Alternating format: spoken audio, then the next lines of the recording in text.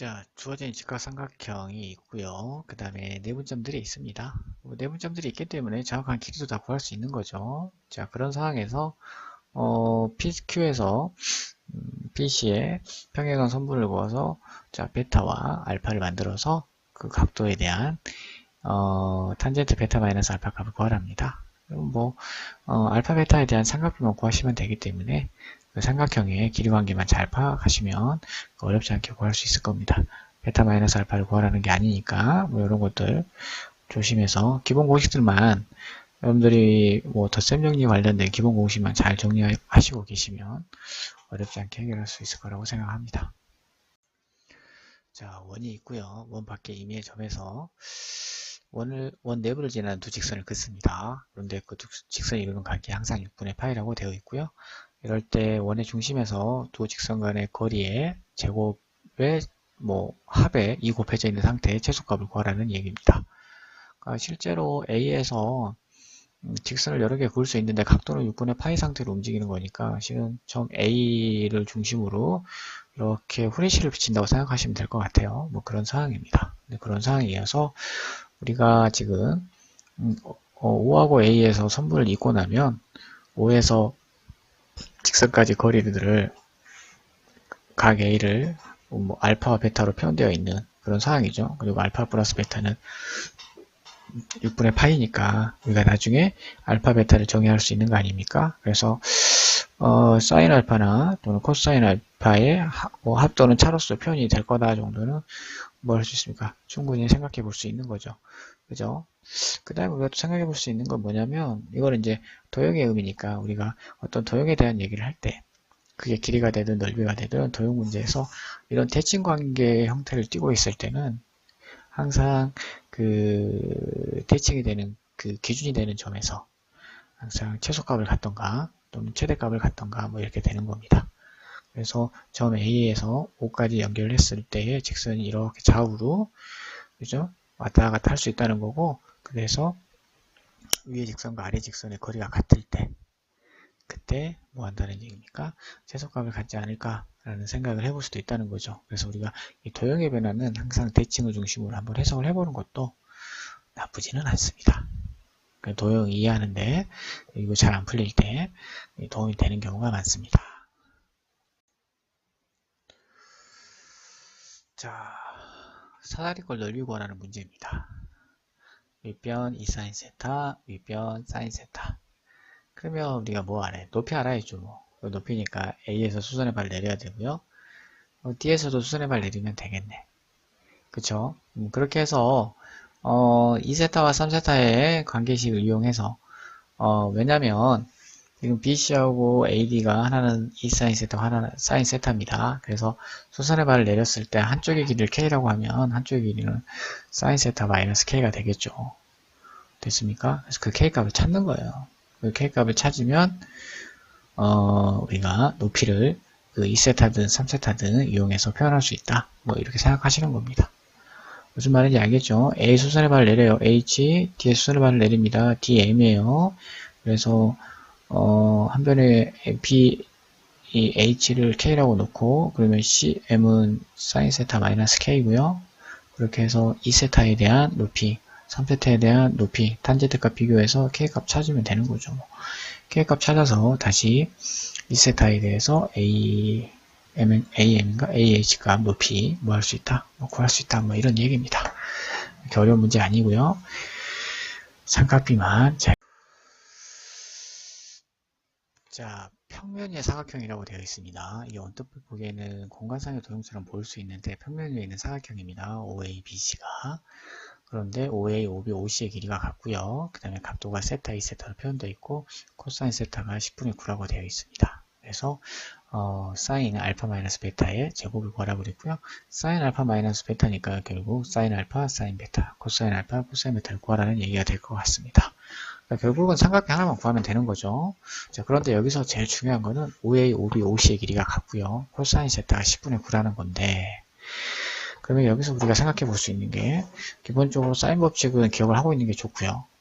그 다음에 사인 법칙을 기억하고 나서 코사인 법칙까지 기억을 하고 있으면 이런 문제들은 뭐 어떻게 했을지 무조건 풀리는 문제입니다. 근데 얼마나 빨리 푸냐의 문제고, 여기서는 지금 OA, OB의 길이가 같으니까 삼각형 OAB는 2등변 삼각형입니다. 그럼 뭐 해야 됩니까? 반드시 그렇죠. 5에서 AB의 수선의 발을 내려야죠. 그렇게 해서 2분의 세타로 놓고 코사인 2분의 세타나 사인 2분의 세타를 뭐 하시면 찾으면 되는 거 아닙니까? 그 다음에 길이는 그게 10분의 9라고 나와 있으니까 그리고 길이비가 나와 있는 거잖아요. 그죠? 5에 5비 5C를 뭐 한 10 정도 놓고 AB하고 BC하고 C의 길이를 다 구하신 다음에 정리하시면 뭐 충분히 사인 알파, 사인 베타를 다 구할 수 있을 것 같습니다. 그러니까 교육과정은 빠져있는 사인 법칙과 코사인 법칙을 좀 기억해놨다가 우리가 어차피 상가함수를 구하는 데 있어서 도움을 받을 수 있는 문제들은 도움을 받아야 되니까 기억을 해놨다가 문제 풀 때 이용하시기 바랍니다. 자, 평행한 두 직선 L1, L2가 있고요. 그 다음에 삼각형의 ABC의 넓이와 BCD의 넓이를 구하라는 얘기입니다. 높이는 1로 나와 있고요. 그 한 변의 길이만 정리하면 되겠네요. 삼각형의 관계가 있기 때문에 우리가 사인 법칙을 좀 활용해서 문제를 푸는 게 좋을 것 같아요. 그래서 사인 법칙을 잘 써서 높이 1에 대해서 AB의 길이를 찾고 나면 모든 걸 잘 각도로 표현해서 최대한 각도로 잘 표현해서 사인 법칙을 쓰면 각 변들의 길이를 다 구할 수가 있습니다. 그러므로 넓이 구하는 것도 어렵지 않을 거라고 생각이 됩니다. 그래서 사인 법칙 정도는 좀 기억을 해놨다가 이렇게 삼각형 문제에서 길이와 각도 문제가 나왔을 때 유용하게 사용할 수 있는 그런 겁니다. 그래서 잘 기억해 놓으시기 바랍니다. 자, 원점으로부터 거리가 1인 점 P에 대해서라는 말이 있습니다. 기본적으로 원점으로부터 거리가 1인 점 P는 움직이고 있는 점입니다. 자, 도형에서는 주어진 점이 움직이는 점이냐 안 움직이는 점이냐 말해주지 않아요. 그런데 이런 식으로 거리가 1인 점 P에 대해서 라는 말이 있으면 P점이 동점이구나 라고 생각을 하셔야 됩니다.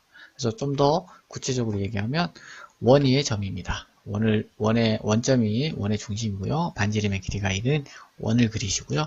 그 원 중에서 어디에서 y는 x와 y축 그 사이에서 움직이는 뭐라고 생각하십니까? 그 원위에 있는 점이라고 생각할 수 있다. 이런 얘기입니다. 그게 가장 중요해요. 그렇게 생각하지 않으면 문제가 잘 이해가 안 됩니다. 그러니까 P점이 움직이는 점이라는 관점을 생각하시면 돼요. 그래야지 P점에 의해서 PQ의 중점의 좌표가 뭐합니까? 바뀌고 있음을 알 수 있다. 이런 얘기입니다. 다시 P점에 의해서 P점이 뭐하면서 바뀌면서 Q의 좌표가 바뀌고 그러면서 M의 Y좌표가 뭐하고 있다? 변하고 있습니다. 변하고 있기 때문에 Y좌표가 최대일 때에 세타를 뭐할 수 있다? 규정할 수 있다. 이런 얘기입니다. 무슨 말인지 알겠죠? 그러면 과연 언제 최대냐 이런 얘기를 하고 싶은 거예요. 그죠? 그렇다면 P의 좌표로 문제를 푸는 게 가장 심플한 것 같아요. 원이니까 코사인 세타, 사인 세타로 놓으시고요. 코사인 세타, 사인 세타에서 y는 x의 수선의 발을 내리시면 이런 얘기 아니겠습니까? 그러면 P점은 1이고요. 그러면 POQ가 이루는 각이 있죠. 그 각을 알파라고 놓으시면 됩니다.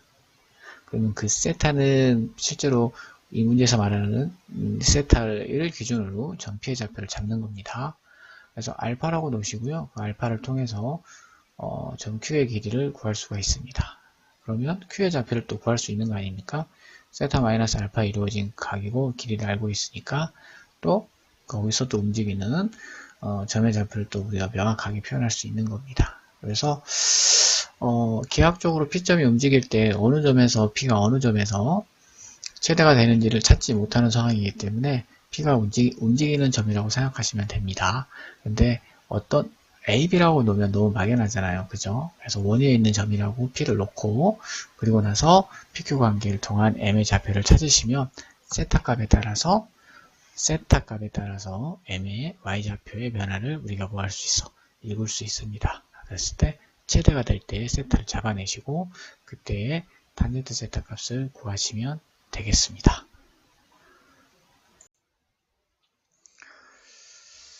자, 직각삼각형이 주어져 있는 상황에서 또 원이 지금 또 안에 내접하고 있습니다. 그래서 세타 값이 OC가 이루는 각을 세타라고 되어 있을 때 PQ의 길이는 15고요.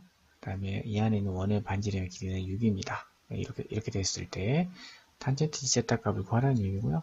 세타 값을 구하라는 얘기인데 주어진 길이가 PQ 아닙니까? 그래서 지금 중요한 거는 PQ가 원에 접하고 있는 상황이므로 OC가 접점, C가 접점이므로 수직 표시를 하시면 됩니다. 그래서 우리가 OC의 길이는 알고 있으므로 이런 얘기 아니겠습니까? 그래서 세타에 대해서 OC와 PC의 관계를 확인할 수 있고요. 마찬가지로 수직 관계이므로 OC와 CQ의 길이를 삼각비로 표현할 수 있게 되어 있습니다. 그래서 PQ의 길이가 합이므로 PC와 QC의 길이 합이 15이다를 이용해서 세타 값을 정의하시면 탄젠트 2세타 값도 구할 수 있을 거라고 봅니다. 그래서 이 문제는 어떻게 할 것인가 고민할 이유가 없는 게 우리가 기본적으로 도형이 나와 있는 상황에서 원이 접하는 상황이다 그러면 수직 표시를 반드시 하셔야 됩니다. 하냐 안 하냐에 따라서 문제를 바라보는 관점이 달라질 수 있어요. 그래서 점 C에 수직 표시를 반드시 하고 나서 문제를 푸시기 바랍니다. 그러면 좀 더 문제를 쉽고 편하게 풀 수 있습니다. 물론 이 문제를 우리가 원점을 중심으로 하고 있는 원이라고 생각하시고 점 C의 좌표를 6 코사인 세타, 6 사인 세타로 놓으신 다음에 그죠? 그 다음에 그 점에서의 접선의 방정식에 x절편을 p, y절편을 q라고 놓고 해서 우리가 좌표의 관점에서 원과 직선 간의 관계를 통해서 그걸 통해서 PQ의 길이를 정리하신 다음에 세타를 구하는 것도 하나의 방법이긴 합니다. 네, 그거는 이제 좌표를 활용하는 거고 그 이전에 수직 관계를 이용하는 것도 반드시 기억을 해두시기 바랍니다. 자, 26번 문제를 보겠습니다. 그림을 보면 직선 L과 직선 M이 서로 기울기는 하나는 마이너스 3분의 1이고 1인 기울기가 서로 다른 접선이지만 두 직선의 교점의 입장에서 보면 그 교점, 두 직선의 교점에서 원의 접선을 그은 형태의 모양이라고 볼 수 있겠죠. 그렇다면 그 점에서 외부의 점에서 원의 중심으로 선분을 반드시 연결해야 됩니다. 그쵸? 그럼 우리가 물론 직선 L과 직선 M의 교점도 직선도 다 구할 수 있고요. 교점도 다 구할 수 있습니다. 그래서 그 교점을 예를 들어서 C라고 할까요? 그럼 OC의 길이를 다 구할 수 있는 거기 때문에 각도를 우리가 AOB의 각도는 아니더라도 AOC의 각도에 대한 코사인 값을 다 구할 수 있기 때문에 이 문제도 그거 기본 작도에 대한 개념만 있으면 어렵지 않게 구할 수 있습니다. 자, 16번 보겠습니다. 도형 주고 각도 구하라는 문제입니다. 그 각도가 그 각도와 관련 있는 삼각형을 그릴 수 있으면 그 삼각형의 세변의 길이를 구해서 코사인 법칙을 사용하는 방법도 있고요. 주변에 직각삼각형이 있으면 그 직각삼각형을 이용해서 각도를 표현하는 방식도 있습니다. 각 AFE와 각 DFC는 몇 도인지는 모르지만 그 각의 탄젠트 알파와 탄젠트 베타 각은 알 수 있다, 이런 뜻이 되겠습니다.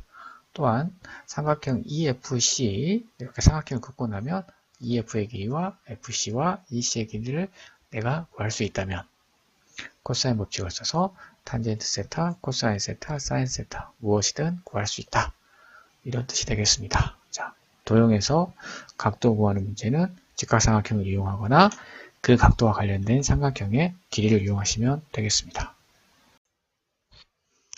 자, A 값이 0과 1 사이에 있고요. B는 1보다 큽니다.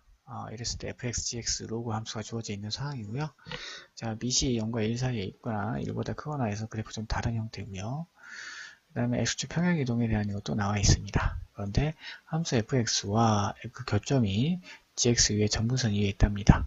우리 지수 함수도 그렇고 로그 함수도 점분선이 있죠. 그 점분선 위에 있다는 얘기니까 x축과의 교점 찾아서 대입하면 a, b의 관계식이 나오는 거죠. 그런데 이제 그 관계식을 찾을 때 a의 범위가 어디에 있느냐에 대해서도 한 번 더 물어보고 있는 겁니다. 그럼 A의 범위가 0과 2분의 1 사이에 있는지 2분의 1과 1 사이에 있는지 뭐 이런 얘기입니다. 그러면 좀 헷갈리면 A에다가 뭐 적당히 한 4분의 1 집어넣어서 문제를 한번 풀어보시는 것도 나쁘진 않습니다. 판단만 하면 되는 거니까. 그리고 고민할 필요가 없는 거예요. 어차피 만약에 답이 2번이나 3번 중에 하나다 그러면 A에다 4분의 1 넣어봐서 관계식 성립하는지 보는 거죠. 그러면 0과 2분의 사이에 있어서 된다 그러면 2번이 답인 거지. 2번도 되고 3번도 될 리가 있겠습니까? 그러니까 문제를 막 너무 힘들게 보지 말고 편안하게 보시면 돼요. 교점 찾아서 대입해서 AU 관계식 찾는데 4, 5번 중에 하나네? 그러면 A가 2분의 1인가? 아닌가? 뭐 해볼 수 있어? 얘기해 볼 수 있는 거죠. B는 2A인데 만약에 A가 4분의 1이면 B가 얼마 나옵니까? 2분의 1 나오잖아. 그냥 B는 1보다 크잖아. 이런 거 급박 따져볼 수 있는 거 아닙니까? 그죠? 네, 그런 방식으로 문제를 좀 쉽게 생각합시다. 아시겠죠? 자, 지수함수가 두 개가 있습니다. 그럼 하나는 절대값이 씌워져 있긴 하고요. 자, 지수함수가 주어져 있는데 서로 다른 두 점에 만나는 서로 다른 두 점의 좌표가 어떤 특정한 구간에 있다고 되어 있습니다. 자, 여기서 우리가 주의 깊게 봐야 될 건 뭐냐면 두 곡선, 두 함수가 지수함수인데 밑이 서로 다릅니다. 우리가 밑이 서로 다른 함수에 만나는 두 지수함수에 만나는 좌표는 구하는 건 어렵습니다. 쉽지가 않은 문제죠. 왜냐하면 밑이 서로 다르기 때문에 계산이 안 돼요. 우리가 지수로그 문제 풀 때 밑이 서로 다른 경우는 어떻게 풀었습니까? 로그를 취해서 그 방정식의 해를 찾았습니다. 그러니까 굳이 한다면 로그를 씌워서 그 좌표에 만나는 점을 방정식을 해결해야 되는 거죠. 그냥 같다라고 나서는 해결이 안 되는 그런 문제가 되겠습니다. 그런데 주어진 상황이 한 점은 음수에서 만나고 다른 한 점은 0과 2 사이에서 만난다고 되어 있습니다. 그래서 결국은 식으로 푸는 게 아니라 K값에 의해서 지수 y는 2x 플러스 K가 함수가 움직이고 있는 거죠. 그래서 K가 다행히 자연수입니다. 적당히 자연수를 넣어봐서 0과 2 사이에서 만나고 음수에서 만나는 그런 상황을 표출해주는 K값이 무엇이 될까를 한번 생각해봐라. 이런 관점에서 문제를 봐야 됩니다. 이거를 방정식 관점으로 보게 되면 문제가 매우 어려워져요. 왜냐하면 밑이 서로 다르기 때문에 그렇습니다. 그래서 y는 절대값 9의 x제곱 마이너스 3은 고정되어 있는 그래프고요. y는 2의 x 플러스 k는 k값에 따라서 y는 2의 x제곱이라는 지수함수가 x축으로 마이너스 1만큼, 마이너스 2만큼, 마이너스 3만큼 이렇게 뭐하고 있다. 움직이고 있는 그래프라고 생각하시면 될 것 같습니다. 그래서 움직일 때 x값이 0과 2 사이에서 어떻게 변하는지를 잘 그려보시면 충분히 문제를 해결할 수 있을 거라고 봅니다. 절대로 방정식 관점으로 접근하시면 안 되는 문제입니다. 그런 데서 실수하면 시간을 많이 뺏길 수 있어요. 문제를 좀 더 주의 깊게 잘 보시기 바랍니다. 자, 로그 함수가 주어져 있고요. 그다음 직선 L이 주어져 있습니다. 그 다음에 fx 로그 함수 위에 두 점에서의 접선을 그었는데 그 LMN이 둘러싸인 삼각형이 정삼각형이랍니다. 그럴 때 그 삼각형이 되게 해주는 A점과 B점의 x좌표를 구하시오 이런 문제인데요. 결국은 우리가 이제 정삼각형이라는 거에 대한 얘기를 하고 있는 겁니다. 그래서 우리가 정삼각형 하면 항상 머릿속에 길이가 먼저 떠올라요. 그런데 실제로 우리가 정삼각형이라는 조건이 문제에서 나오면은 항상 각도를 먼저 봐야 됩니다. 각도를 먼저 봐야 그 각도를 통해서 문제를 푸는 경우가 훨씬 더 많습니다. 그래서 각도 중심으로 접선을 우리가 생각을 하면 그래도 그렇게 어렵지 않게 문제를 풀 수가 있을 것 같습니다. 그러니까 두 직선이 이루는 각에 대한 각도가 월 30도이다. 이런 부분들을 이용해서 알파 베타를 찾으시면 어렵지 않게 문제를 해결할 수 있을 거라고 생각이 됩니다. 정삼각형은 길이에 너무 집중하지 마세요. 각도가 60도라는 것을 반드시 기억하시기 바랍니다. 자, 15번 보겠습니다. 두 함수가 주어져 있어요. 지수함수 두 개 주어져 있고요. y축과 평행한 직선과 만나는 두 점을 A, B라고 했을 때 자, OA하고 OB가 같은 조건을 가지고 삼각형 A, OB의 넓이를 구하라는 얘기입니다. 넓이를 구하라는 얘기니까 좌표 구하라는 얘기죠. 점 A와 점 B의 좌표를 구해야 되는데 Y축과 평행한 직선에서 만나기 때문에 X값이 다 같습니다. X값이 같아서 각각의 함수 위에 있는 점이라서 Y값을 지정을 해준 다음에 OA와 OB가 같다는 걸 이용해서 미지수 하나를 해결하시면, 즉 A와 B의 X좌표를 해결하시면 충분히 넓이를 구할 수 있을 거라 생각을 합니다. 그래서 함수에서 넓이에 관련된 문제 나오면 그 넓이를 구성하는 점의 좌표에 집중하시면 될 것 같습니다. 자, 20번 문제 보겠습니다. fx, gx, lnx와 lnx분의 1의 그래프가 주어져 있습니다. 그래프 충분히 그릴 수 있는 그래프고요. 자, 만나는 점도 어렵지 않게 구할 수 있습니다. 그래서 기억은 맞으면 알 수 있고요. 자, 접선이 서로 수직이라고 물어봤으니까 미분해서 이 집어넣으면 금방 확인할 수 있습니다. 자, 문제는 디귿입니다. 자, 디귿인데 디귿은 좀 어려움이 있는 게, 일단은 여러분들이 기본적으로 이런 미분과 관련되어 있는 함수 문제에서 이렇게 미분, 우리가 접선 찾고 미분해야 되잖아요. 그죠? 이렇게 미분과 관련된 문제에서 이렇게 부등식이 나오면 여러분들 평균값의 변화랑 비교할 수 있었으면 좋겠어요. 평균값 정리죠. 평균값 변화 아니라 평균값 정리 문제일 거라고 생각을 하시고 문제를 좀 해석을 해주면 좀 더 도움이 될 것 같고요. 이거를 뭐 t-1분의 ft-1 곱하기 t-1분의 gt-1 이렇게 따로따로 해석을 하셔도 되고요. 그렇게 되면 또는 ftgt를 직접 곱할 수 있으니까 곱하면 lnt의 제곱 나오지 않습니까? 마이너스 밖으로 빠지고, 그러니까 제곱 관계니까 그거를 전체로 묶어서 제곱이면 t-1분의 lnt, 그 안에서도 우리가 평균 변화율을 뭐 할 수 있어? 얘기해 볼 수 있죠. 그래서 어떤 방식이든 평균 변화율은 뭐 할 수 있다? 얘기해 볼 수 있습니다. 그래서 그 문제에 대해서 이건 평균 변화율 문제고 평균 변화의 형태를 잘 정리를 해서 취하면 되겠구나 생각하시면 되고요. 이 평균 변화의 특징은 다 그런 건 아닌데 대부분 이렇게 부등식으로 이렇게 딱 잘라서 나올 수 있는 그런 거 보면은 함수들이 대체적으로 그렇다는 얘기예요. 함수들이 대체적으로 단조 증가거나 계속 증가 함수이거나 계속 감소 증가거나 감소 함수인 경우가 많습니다. 그래서 그런 것들을 해서 출발점과 끝점에 미분 계수값을 이용해서 부등식 관계를 표현하는 경우가 많습니다. 그래서 평균 변화에 대한 문제가 나오면, 평균값 정리에 대한 문제가 나오면 그런 것까지 동시에, 그래프 형태까지 동시에 감안해서 문제를 해석하시면 그렇게 어렵지 않게 또 해석 가능할 것 같습니다. 자, 27번 문제 보겠습니다. 27번 문제는 지수함수하고 직선이 만나는 점을 찾아야 되는 문제예요. 기본적으로 직선과 지수함수가 만나는 점은 찾지 못합니다. 로그함수도 마찬가지고요. 구하려고 하시면 안 돼요. 그래서 모의고사에 가끔 지수함수하고 직선이 만나는 점의 좌표를 구하라는 문제가 이렇게 나올 때가 있어요. 그때는 다른 방법이 없어요. 수능에는 절대 안 나올 겁니다. 원래 구할 수 없게 돼 있어요. 구하려고 하시면 안 됩니다. 그래도 혹시 나오면 식 딱 놓고요. x에다가 적절한 값을 한번 대입해봐요. 이게 같게 되려면 대충 어떤 숫자가 들어가면 되겠다. 대충 그런 숫자들이 눈에 들어옵니다. 뭐 지수가 0이 되는 값이라든가, 그렇죠? 지수가 0이 돼야지 또 이게 값이 되는 거거든. 하여튼 그런 것들 찾으시면 됩니다. 이 문제 너무 신경 쓰지 마세요. 절대 시험에 안 나옵니다. 지수와 또는 로그 함수, 직선과 만나는 점을 구하려고 하시면 안 됩니다. 이상입니다. 자, 17번 문제 보겠습니다. 집합 A의 원소와 집합 B의 원소를 비교하라는 얘기입니다. 교집합이 공집합이 아니란 얘기는 집합을 비교하는 게 아니에요. 원소를 비교하라는 얘기입니다. 그러면 집합 A의 원소를 구해야 되고요.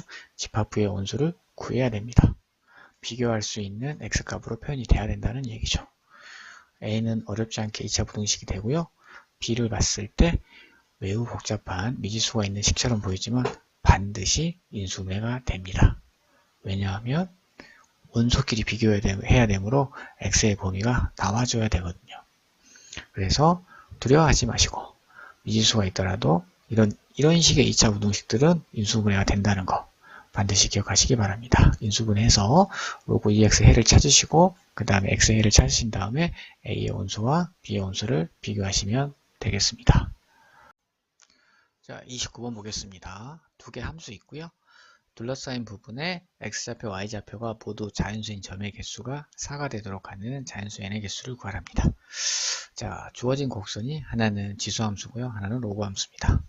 우리가 문제를 풀 때 지수함수, 로그함수가 두 개 동시에 주어질 때는 그 두 함수가 역함수인지 반드시 확인해야 됩니다. 확인을 해보면 90% 이상은 거의 역함수 관계입니다. 그랬을 때 그 그래프를 그려야 되는 상황에서는 그 내부에 대한 부분이니까 우리가 y는 x의 대칭인 개념을 이용해서 문제를 푸시면 되겠습니다.